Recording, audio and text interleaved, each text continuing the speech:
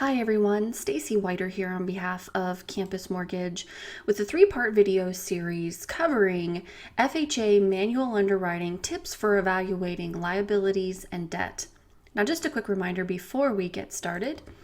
This video is for informational purposes only and should not be considered legal advice or used in place of FHA guidelines. Also, this video was issued on September 26, 2017, and the information contained in this video is subject to change without notice.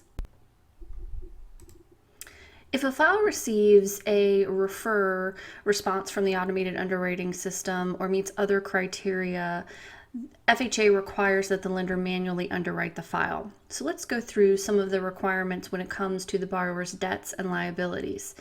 Now, of course, the lender must determine the monthly liabilities by reviewing all of the debts listed on the credit report, loan application, and any other required documentation. And they must apply all applicable monthly liabilities in the borrower's qualifying ratios. So let's talk about closed-end debts. So these could be car loans, student loans, a mortgage, or a home equity loan, but something that has a set term and a defined end date would be a closed-end debt.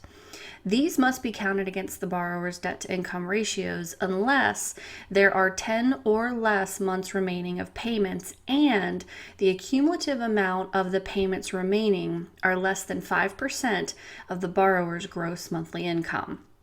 Now, it's important to note for manually underwritten FHA loans, the borrower cannot pay down the balance to meet that 10-month requirement.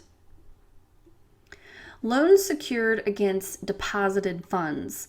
So in this case, they would not need to be counted against the borrower as a liability as long as the repayment can be satisfied by extinguishing the existing asset.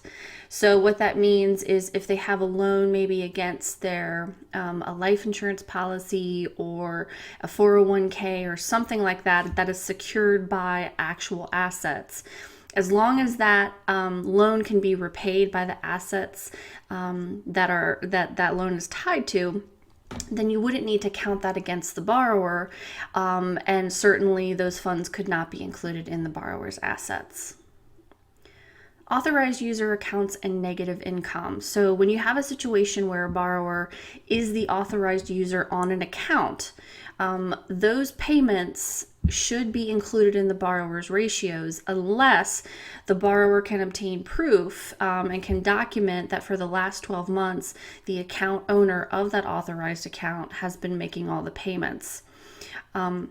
When it comes to negative income, that must be subtracted from the borrower's income and not treated as recurring unless it's required, depending on what the income is. All right, everyone, that concludes part one of this three-part series.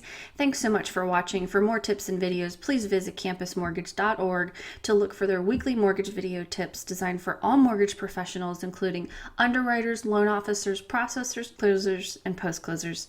Have a great day. We'll see you next time. Bye-bye.